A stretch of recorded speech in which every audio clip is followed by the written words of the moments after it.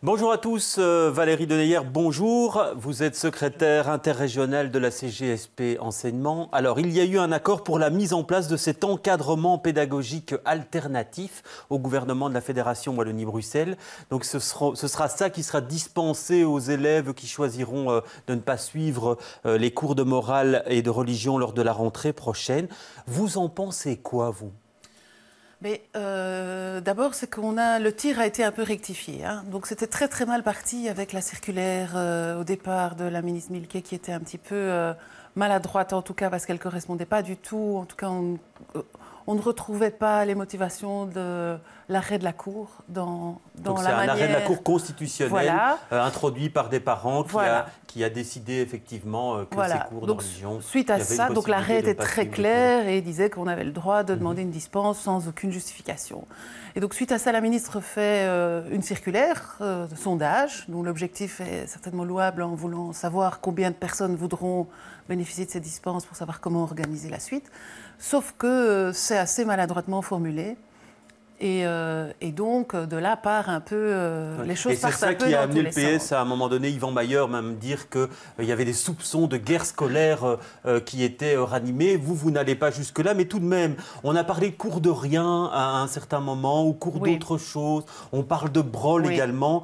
Cet encadrement pédagogique alternatif, donc il faut encore définir les contenus. Chaque école a une certaine autonomie. On parle d'éducation à la démocratie, au questionnement, éducation bien-être, est-ce que ça ne va pas être un peu un brol pour vous? Mais de nouveau, je pense qu'il faut voir d'où on vient. Donc c'est pour ça que je faisais ce parallèle-là, enfin cet historique-là, puisque du coup, la FAPEO et les parents de l'enseignement officiel sont intervenus en disant attention, cette circulaire n'est pas comme ça. Il y a vraiment un enjeu dans le choix de la dispense. L'enjeu, c'est qu'on ne sépare plus les enfants à l'école et qu'ils soient tous dans un cours commun. Voilà l'enjeu, et donc choisissez la dispense. Après, on passe les épisodes où chacun se dispute et on atterrit. Et donc, l'atterrissage n'est pas mauvais dans le sens où nous, par rapport à nos affiliés, les affiliés craignaient pour leur emploi, ils craignaient pour des prestations supplémentaires. Et ici, c'est garanti. Disons que le volume global de l'emploi est maintenu, quel que soit le nombre de dispenses. Si des enseignants perdent leurs heures et qu'ils ont des titres pédagogiques pour enseigner, eh bien, ils pourront être remis en activité dans le cadre de cet encadrement pédagogique-là. Ouais. Donc, en termes d'emploi, il n'y aura pas de prestations supplémentaires pour les enseignants. Ils craignaient ça aussi, en disant si tous les profs sont pris, il y a des élèves qui sont en dispense, on devra faire en plus du bénévolat. Donc, tout ça ici, ça a l'air d'être cadré et ça a l'air d'être... Bon, je n'ai pas le texte définitif, mais ça a l'air de correspondre à du bon sens, à un compromis. Alors la Fédération des parents de l'officiel parle tout de même de bricolage par rapport à cela. Vous ne pensez pas, vous, que ça fait un peu bricolage? Comment c'est perçu dans les écoles? Comment on va faire pour organiser cela? Donc sans doute que c'est... Le problème, c'est que cet arrêt, on s'y attendait un peu depuis longtemps. On ne savait juste pas quand ça allait tomber, mais on savait en gros quel allait être le résultat depuis assez longtemps. Et le fait de ne pas avoir anticipé ça fait que maintenant, en quelques mois, on doit tout mettre en place pour la rentrée. Alors peut-être que c'est un brol, mais ça a le mérite d'exister. Et moi, je verrais ça plutôt comme un tremplin pour le futur cours d'éducation à la citoyenneté, d'éducation citoyenne civique, éthique et philosophique, pardon. Et donc, d'un tremplin pour ça, maintenant se pose le problème des enseignants. Évidemment que les enseignants qui vont devoir donner ce cours-là, aujourd'hui, c'est un peu le no man's land, c'est un peu le Far West. Et donc, on ne sait pas très bien ce qu'il en est. Et c'est vrai qu'il faudrait peut-être penser à quelque chose qui puisse être un endroit où il puisse y avoir les ressources nécessaires. Parce qu'il y a une certaine autonomie qui est laissée dans le chef des établissements pour faire ce programme, mais malgré tout, on risque de trouver un peu tout et n'importe quoi. C'est ça votre crainte aujourd'hui? Mais ça sera, oui, voilà, c'est un peu comme pour le reste. Il y a les bons élèves et les mauvais élèves. Et quand on regarde les communes ou les pouvoirs organisateurs de l'enseignement officiel, il y a les bons élèves et les mauvais élèves. Et ce sera à l'image du reste de l'enseignement de ces communes-là. Et je pense qu'il y a... Quelle commune, par exemple, donc, il y a des communes, il y a deux pouvoirs organisateurs. Bon, d'abord, que les communes, par rapport à toutes les communes n'ont pas réagi de la même manière. Donc, il y a eu les échevins et maires, on va dire, ça a été silence radio, on attend. On ne sait pas ce qui se passe. Du côté du FDF, il y avait Uccle d'un côté et Scarbeck de l'autre côté, qui ont pourtant une population socio-économique très différente, qui ont pris les devants et qui ont essayé de proposer et d'anticiper des choses. Ils vont devoir revenir en arrière puisque le projet est différent. Et alors au niveau socialiste, il y a la ville de Bruxelles qui a déjà des projets et des choses mises en place. Il y a Anderlecht, Forêt et Saint-Gilles qui ont pris les devants et qui ont essayé d'organiser quelque chose, qui ont aussi pris un peu de distance par rapport à la circulaire et qui ont mis les choses en place. Après, il y a les deux mauvais élèves qui restent Saint-Josse d'une part et d'autre part la Cocoff. Ça veut dire quoi les mauvais élèves? Ça veut dire qu'il n'y a rien? Ils n'ont pas pris les choses, on a posé les questions et on n'a pas de réponse. On n'a pas eu de réponse en termes de maintien de l'emploi, de la commune fera ce qu'il faut pour que les choses se passent bien.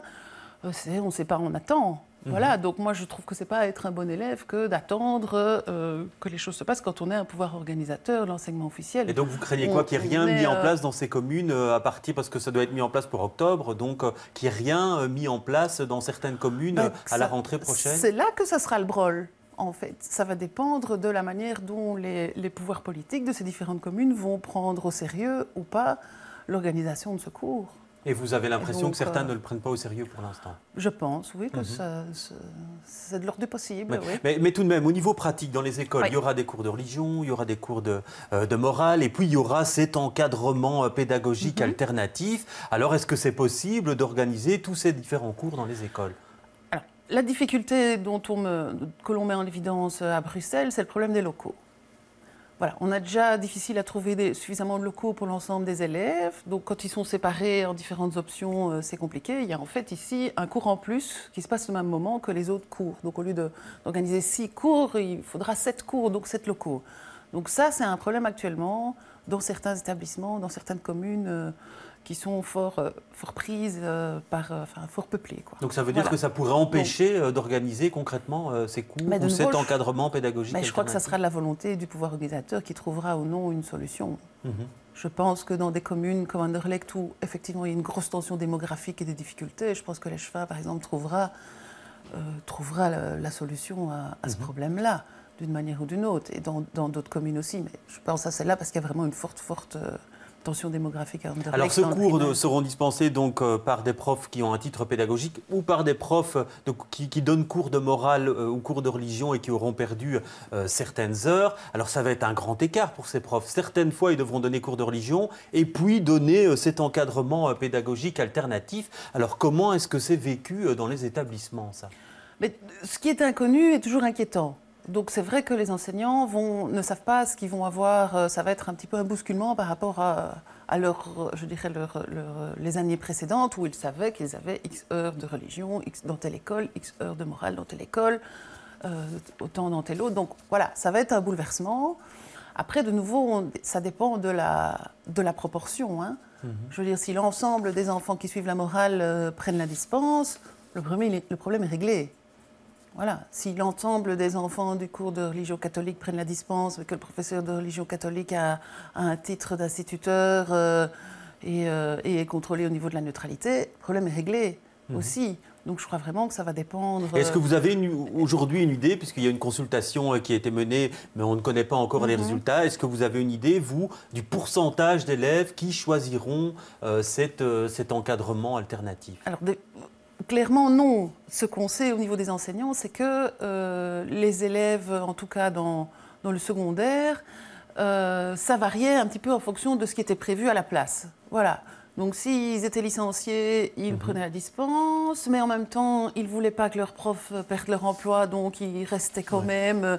S'ils allaient à l'étude, ils restaient au cours de religion. Mais là, l'encadrement pédagogique alternatif est obligatoire. Voilà, ici, il y a quelque chose de prévu, donc c'est une nouvelle donnée dont on ne sait pas du tout l'impact que ça aura. C'est sorti dans la presse samedi.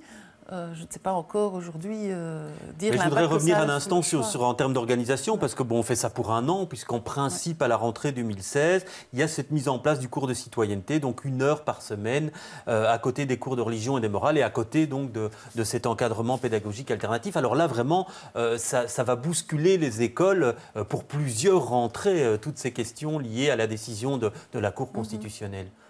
Mais c'est pour ça qu'il faut peut-être voir ce début de cet encadrement pédagogique comme un tremplin, comme un début vers ce cours-là. Et donc d'investir dans ce cours-là en imaginant qu'à terme, ce n'est pas 1 heure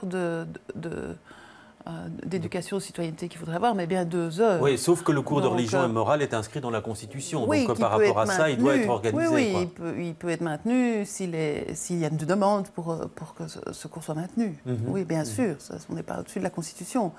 Mais donc, voilà, ça compliquera en tout cas les choses 1 année, certainement. Après, à voir ce que le politique en fait pour que ça se calme ou que ça reste un petit peu le brol. Là, il y a un enjeu aussi.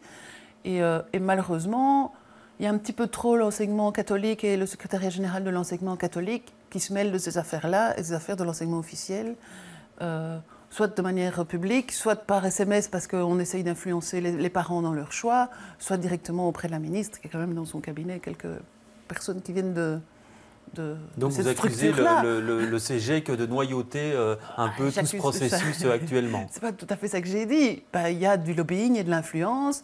Et puis surtout qu'ils arrêtent de se mêler de ce qui se passe dans l'enseignement officiel. Nous, on ne se mêle pas de ce qui se passe dans l'enseignement catholique. Alors, un mot sur le décret inscription. 1090 élèves sans école en Fédération Wallonie-Bruxelles, 784 sur liste d'attente en région bruxelloise. Beaucoup de soucis, surtout au nord de Bruxelles, où les écoles sont archi complètes. Alors, la solution à terme, ce serait quoi pour vous? Mais je pense qu'il faut d'abord ouvrir les écoles dans les bons endroits. Les dernières écoles qui ont été ouvertes, à part donc Marguerite Yourcenar, qui est de la ville de Bruxelles et qui se trouve dans le quartier du Canal. Voilà.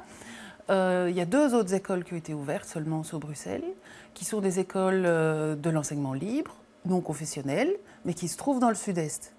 Donc c'est Oderghem et Uccle. Et donc ça ne correspond pas à un besoin dans ces communes-là. Donc il faut ouvrir et le gouvernement, la communauté française a quand même donné son accord là-dessus. Donc il faut quand même ouvrir des écoles maintenant là où c'est sensible et où il y a un vrai besoin. Alors, et qui doit le faire selon vous? Parce que certaines communes nous disent qu'elles n'ont pas les moyens, en fait, dans le nord de Bruxelles, d'ouvrir des écoles. Alors, est-ce que c'est la Fédération Wallonie-Bruxelles qui doit le faire? Ou est-ce qu'il doit y avoir des écoles intercommunales, des écoles secondaires intercommunales? Quelle est votre position là-dessus? Nous, on estime que c'est au pouvoir public à répondre à un besoin de cet ordre-là, comme pour des crèches, comme pour d'autres besoins collectifs. C'est les autorités publiques qui doivent répondre à ça. Alors, lesquelles et comment, ça, peu importe. Je veux dire, si c'est les communes, c'est de l'intercommunal, c'est la COCOF peut le faire. La COCOF a fait un communiqué en disant qu'ils allaient ouvrir un certain nombre de places, mais on ne sait pas, l'enseignement général, on ne sait pas où, quoi, comment, on ne sait pas si c'est un effet d'annonce ou pas. Mais en tout cas, voilà, il y a des projets, mais bon, ça a été dit mais à la COCOF. Quand on sait le temps qu'il faut pour construire et ouvrir une nouvelle école, dans l'immédiat, on fait quoi? Le problème est, ce n'est pas que le manque d'écoles. Actuellement, potentiellement, il y a de la place pour tout le monde. Le problème, c'est que tout le monde veut les mêmes écoles, d'une part, et d'autre part, que tout le monde ne part pas du même endroit, de la même ligne de départ, puisque cet indice composite entraîne parfois des valeurs... L'indice composite, c'est celui qui calcule, en fait... Voilà, donc qui est composé d'un certain nombre de choses. Et le critère, par exemple, école primaire, école secondaire, n'est pas un critère qui est équitable pour tout le monde, enfin en tout cas qui dépend d'une situation géographique où les gens n'ont pas de poids, enfin de maîtrise, de manière d'influencer ça. C'est des facteurs extérieurs qui font que l'école que vous choisissez se trouve loin ou pas loin donc, de l'école. Il y a peut-être quelque chose à faire quand même parce qu'il y a des anomalies. Il n'est pas normal que des gens qui fassent... Alors, si des gens font un choix ou 2 choix et n'ont pas de place et se trouvent 200e, c'est une chose. Mais quand on fait 8 choix et qu'on se retrouve partout au-delà d'une 100e place, il y a quelque chose qui ne va pas. Maintenant, ce qui crée ça aussi, c'est le problème de ce 31 août. Parce que le moment où les places se libèrent sont très tard. Or, au bout du compte, tout le monde a toujours presque une place. Pas toujours où on veut, mais souvent c'est où on veut. Mais les places des gens qui bénéficient d'un bon indice bloquent en général 5-6 places avant les autres. Et ça ne va pas.